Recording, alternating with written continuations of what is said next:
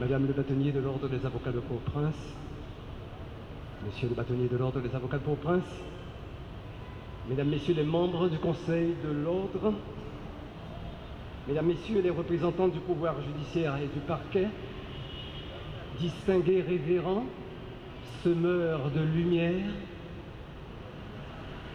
distingués invités, nous toutes et tous réunis aujourd'hui sous le voile de Saint-Yves. Il y a 5 ans déjà, le Conseil de l'Ordre des avocats de Port-au-Prince dénonçait avec vigueur les signes annonciateurs d'un chaos et prophétisait, oiseau de malheur impromptu, là où on ne l'attendait pas dans ce rôle, circonstanciel certes, qu'en l'absence d'une action décisive des hautes autorités de l'État, l'état de droit ne serait plus qu'une façade, derrière laquelle s'abriterait la face hideuse de la bête immonde.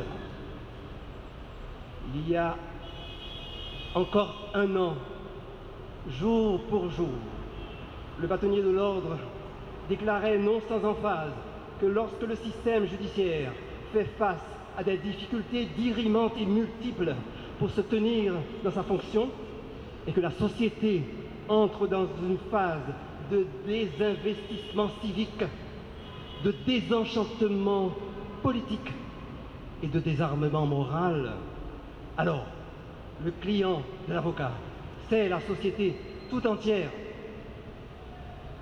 Il y a 1 mois seulement, le Conseil de l'Ordre, tout en condamnant sans réserve aucune la politique de terreur entretenue à des fins en apparence imprécises et associée à un régime d'exception dépourvu de légitimité mais ambitionnant de s'installer dans la durée, affirmait avec détermination qu'en conséquence de cet état de fait, la défense était l'affaire de tous. Entre-temps, que s'est-il passé?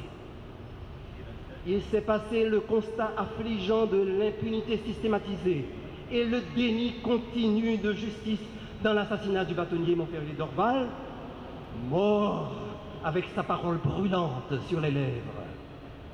Entre-temps, il s'est passé la guerre contre les justiciables, les pauvres gens, les femmes et les hommes ordinaires, la guerre également contre les femmes et les hommes de loi ayant vocation à exercer le magistère de la parole, mais entravés dans l'accomplissement de leurs fonctions, et l'État profond debout contre les citoyens, quel qu'en soit le prix, dans la douleur, dans le fer, dans le sang impitoyablement répandu, dans l'espérance inutilement née et abominablement niée.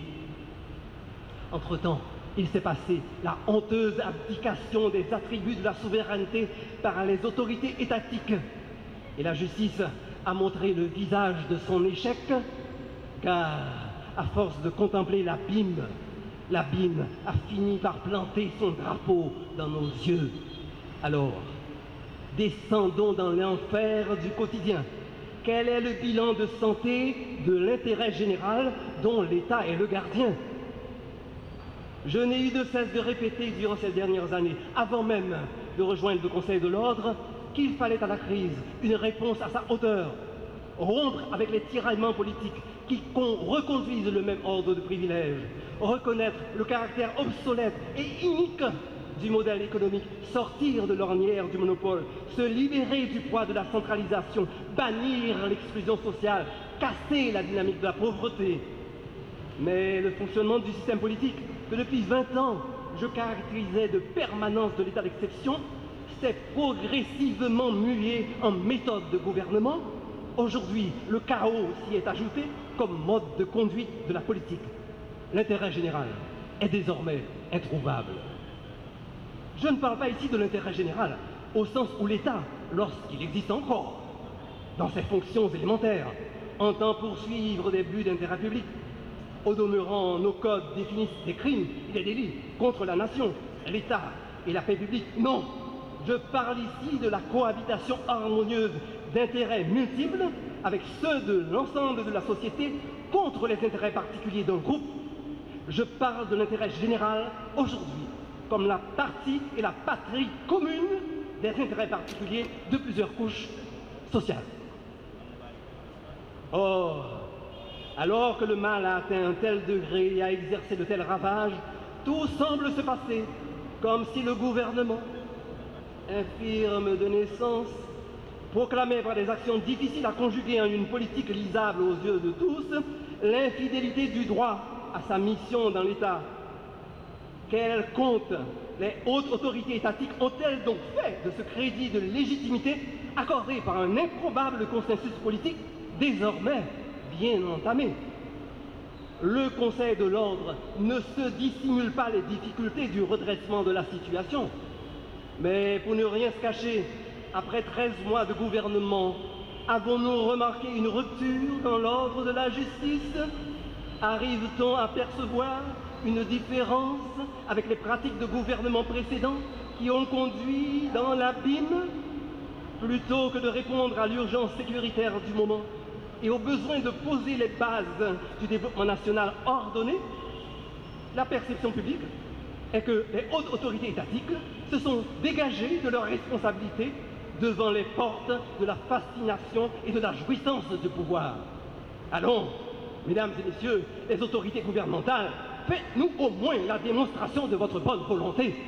Mais descendons encore d'un degré. Quel est le bilan de santé de la justice?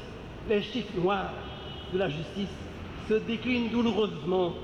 30 massacres enregistrés depuis 2018, plus d'une centaine de femmes violées, selon une moyenne de 11 cas de viol collectif par épisode de violence, des centaines de personnes assassinées lors de ces violences, des milliers de maisons pillées, plus d'1 million de personnes déplacées, 82% de la population en attente de jugement, des centaines de plaintes portées par les victimes, une seule ordonnance de renvoi à date, pas d'arrestation, pas d'assises criminelles à Port-au-Prince et une population carcérale croupissant dans la lie de l'injustice. La chaîne pénale en déroute et l'extension prochaine à l'échelle nationale de cette situation, telle que serait absolument compromise toute tentative de retour à la normalité. Dans ce sombre décor, la relocalisation du tribunal de première instance de Port-au-Prince pourrait paraître comme une goutte d'eau dans l'océan des souffrances, comme une mesure élémentaire, longtemps attendue et relevant des obligations de l'État. Pourtant, à l'occasion de l'inauguration du local, une présentatrice, mal avisée sans doute, a jugé bon de qualifier cette ouverture d'un moment historique qui restera dans les mémoires. Comme quoi, le surréalisme ne s'arrête pas aux portes de la littérature. On ne magnifie pas le recul, on n'honore pas le déclin, on ne célèbre pas l'abdication. Tableau excessif, me direz-vous, mais est-ce vraiment le cas? Machiavel, nous invitant au réalisme, enseigne qu'à laisser croître les maux dans les conduites de l'État, au point que tous les aperçoivent, il n'y a plus de remède. Les hautes autorités étatiques n'ont pas pour elles la clémence du temps, bien au contraire. Certes, le processus de déliquescence ne commence pas aujourd'hui, et on ne peut soutenir que les autorités en place en soient seules comptables. Cependant, c'est aujourd'hui leur responsabilité. Comment alors les en dédouaner?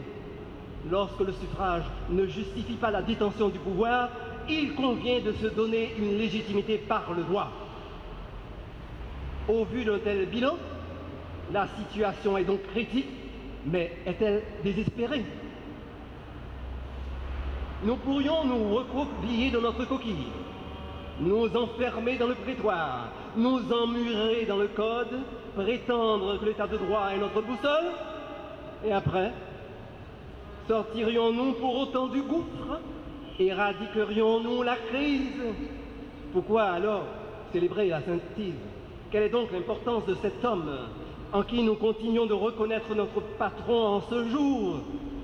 Distingués membres de l'assistance, permettez que je déroge à une tradition de respect mémoriel de Sainte-Yves pour projeter sa figure symbolique dans les circonstances exceptionnelles que nous connaissons.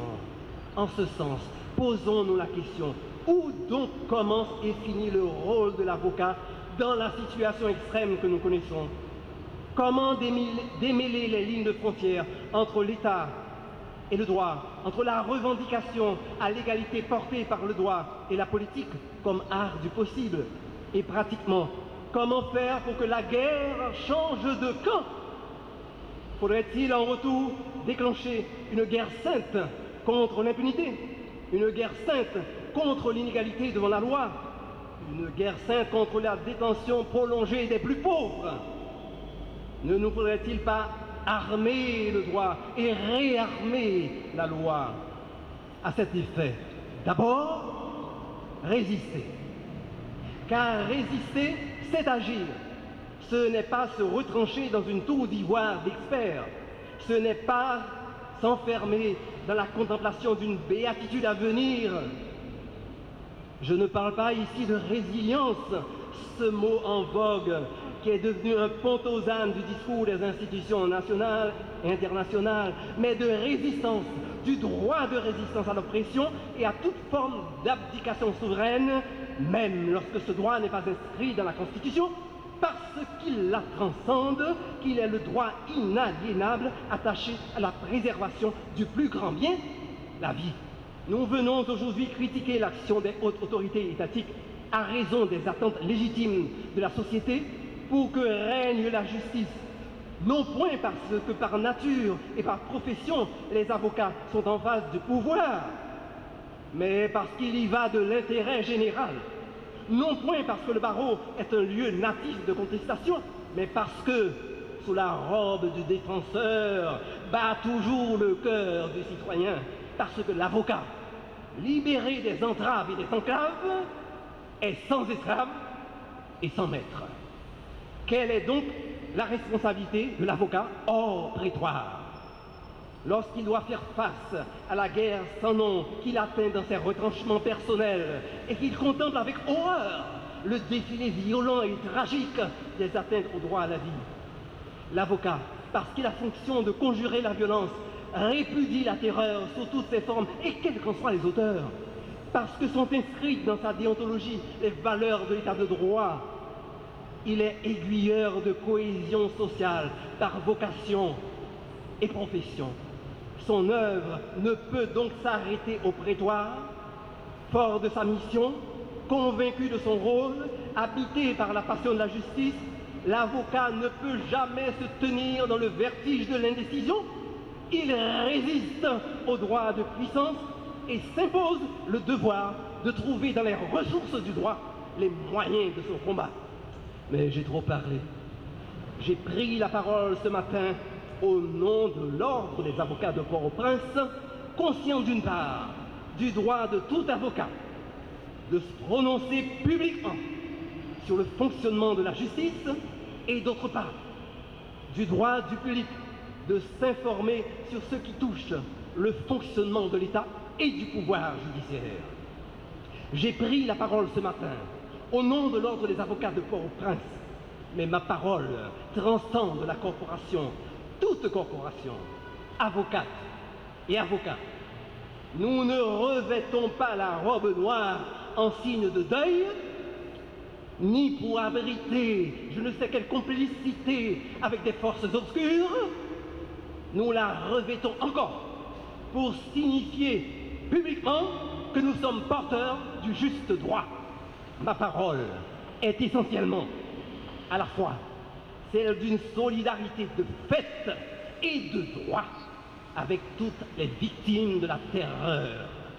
Elle est en même temps celle du combat permanent contre toutes celles et tous ceux qui, du lieu des puissances infra-étatiques, tapis au sein de l'État officiel et de la périphérie des pouvoirs clandestins animant l'État profond, conspirent pour faire obstacle à l'intérêt général de la nation. Sur ces mots que j'ai voulu graves mais magnétiques, je déclare fermées les festivités de la Saint-Yves. Je vous remercie de votre attention.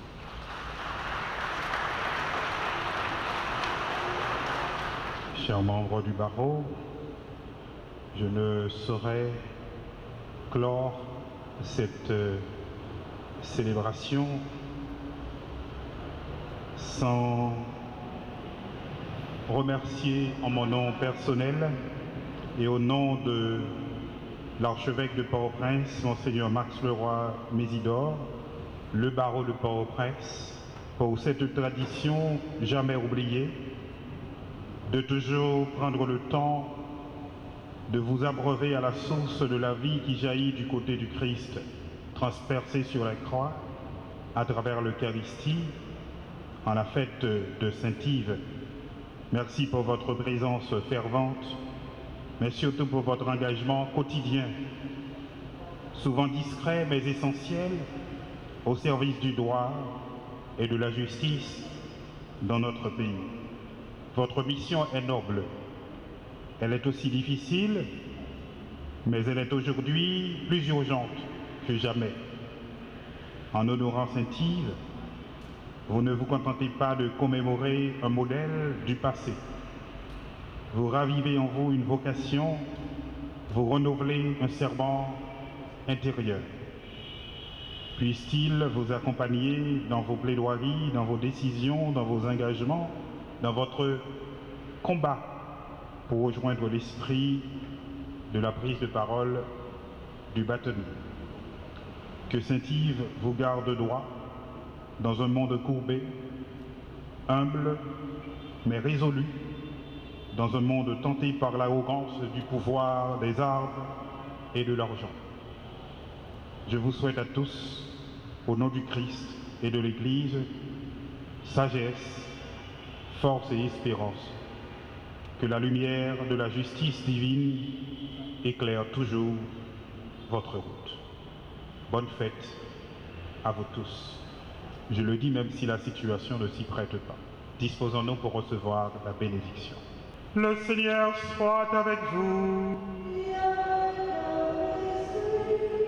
Que Dieu Tout-Puissant vous bénisse, le Père et le Fils et le Saint-Esprit. Allez dans la paix du Christ.